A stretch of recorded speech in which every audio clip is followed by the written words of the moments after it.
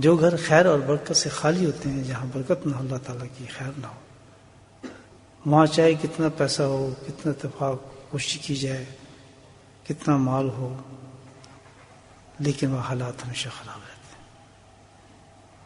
سرکار مدینہ صلی اللہ علیہ وسلم سے ایک وظیفہ بیان فرما رہے ہیں، اس کی طرف رغبت کیوں نہیں ہماری جاتی؟ اس میں ایک وجہ ہے، یہ بھی کمی ہے، یقین بہت کم ہے ہمارا۔ آسان بتا دی یقین کم ہے، اس میں یہاں کریں گے جی انشاءاللہ، بس ادھر زیادہ یقین ہے کہ یہاں سے کام جلدی ہو جائے گا ہمارا۔ تو جو نبی کریم صلی اللہ علیہ وسلم وظیفے بتائیں، اس کی سب سے بڑی چیز کیا چاہیے؟ یقین چاہیے۔ یقین کے بغیر ملتا کچھ نہیں، یاد رکھیں۔ تو یقین پکا کریں گے انشاءاللہ، اللہ کے نبی کی زبان مبارک سے چیز نکلی ہے تو پھر ہوگا ایسے الحمدللہ۔ اور کب ہوگا، کس وقت ہوگا، ہمیں سے روکا نہیں، بس ہم نے اس چیز کو، وظیفے کو چھوڑنا نہیں، انشاءاللہ ہو ضرور جائے گا۔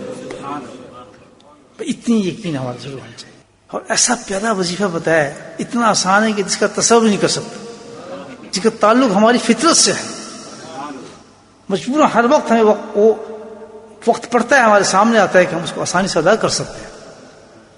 تو حدیث کے لفظ آپ کے سامنے پیش کرتا ہوں، مفہوم پیش کرتا ہوں۔ فرماتے ہیں کہ جس گھر کے اندر، جس گھر میں کھانے سے پہلے اور کھانے کے بعد ہاتھ دھو لیے جائیں تو وہاں سے خیر و برکت ختم ہو ہی نہیں سکتی۔ پھر بولیں سبحان اللہ۔ بس ہو گیا کام ختم۔